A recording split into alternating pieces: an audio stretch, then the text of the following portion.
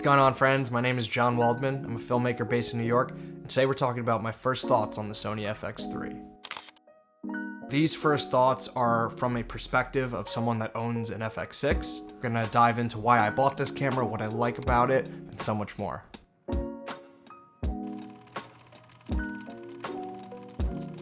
Okay, so first off, why did I buy this camera? Pretty simple explanation. I needed a B camera to match my Sony FX6, one that could really do well for interviews and gimbal work. Rigging up the FX6 on a gimbal isn't necessarily the most convenient thing, so I preferred something in a smaller form factor for gimbal work when needed.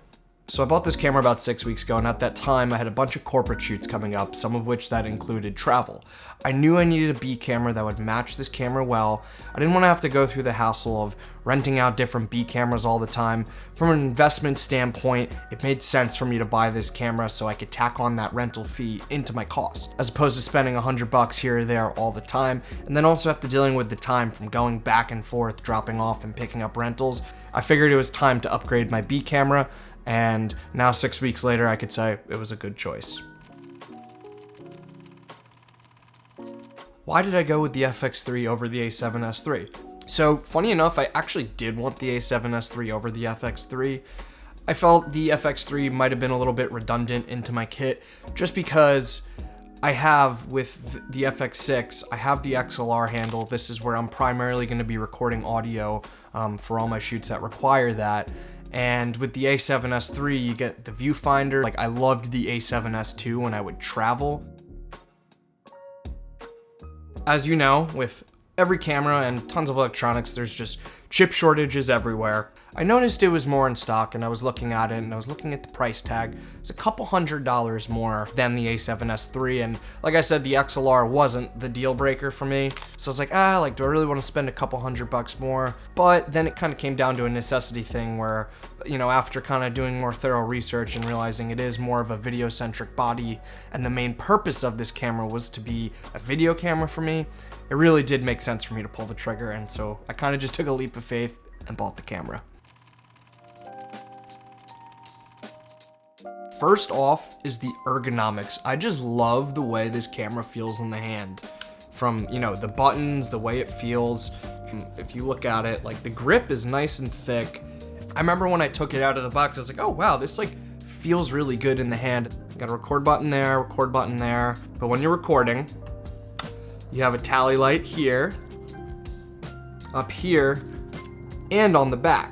Say you're doing an interview, or if, let's say, you're filming a multicam event or a wedding, and, you know, sometimes you can't always be right next to your camera.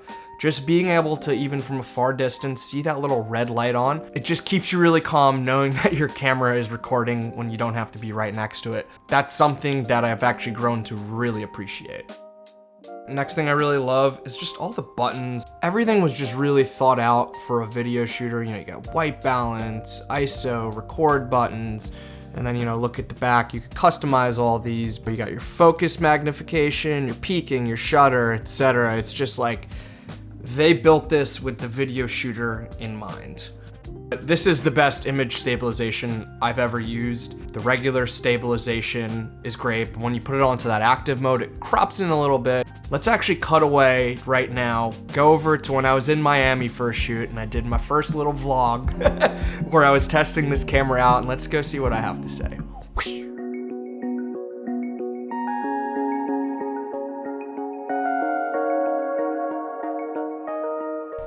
Liking this camera so far. The active stabilizer is insane. Touch to focus. All right, it's time to swap lenses. 70 to 200.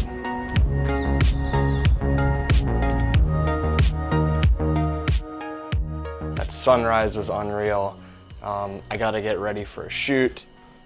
Hotel room looking messy. This is probably my favorite part.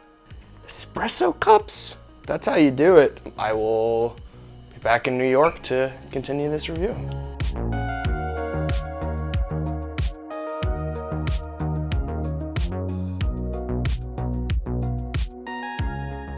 Another thing, it's a little bit nerdy, but I love that the color finish is the same as the FX6. It's also the same as the FX9. It just looks nice. I don't know, I like it.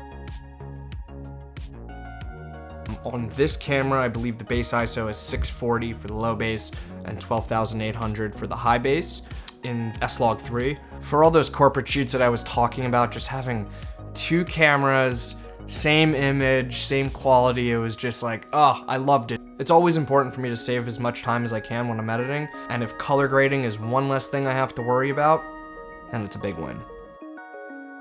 I missed shooting with a smaller camera. This is really fun to shoot with.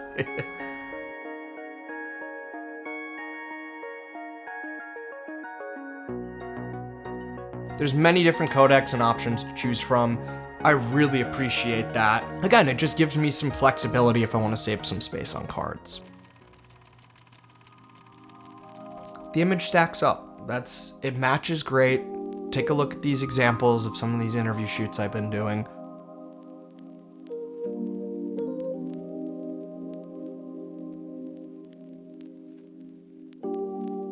I'm gonna continue to do more tests and make more videos and kind of tell you guys what I learned. I still feel like I might prefer the FX6 just a little bit. It might be a hair different, I'm not sure. Another thing that's really nice is just having two cameras that same specs, same sensor, same media, no corners are cut. It just makes my workflow so much easier, especially like the media thing, like that's super convenient. They didn't put any like weird crops or like no autofocus in certain modes. It's just like literally they took the brain of the FX6, popped it in here, and now I have all the perks of that beautiful software and image, but in this awesome form factor. It has nothing to do with the technology, but it is the top handle not being big enough. This is just like, it's an awkward length. I wish it was a little bit longer. I am patiently awaiting a top handle extender from Condor Blue. Once I get that, this will relieve my issues with it. It needed to be a little bit longer. And number two is the lack of an EVF. I get that, you know, you're getting the XLR instead of an EVF, but as I mentioned all the way at the beginning, I kind of prefer an EVF, but I think there's gonna be ways to get around it. And again, I'm realizing what the use case is for this camera. It is a video-centric camera. Could always get a monitor. Let's complain about something. I love this camera. It's a tiny beast. It matches so well with my FX6. I love that. And again, it's just a different tool for a different job. I don't want to make this seem like I'm just a gearhead and I just buy everything. When I make a purchase, I want to make sure, first and foremost, that it's a good purchase towards my business. This is going to make my workflow so much better, having two cameras that match great in two different form factors. Again, different tools for different jobs. This camera works great as my B camera on interviews. It works great as my main gimbal camera for some smaller, let's say, event type shoots. I don't have to lug the FX6 anymore.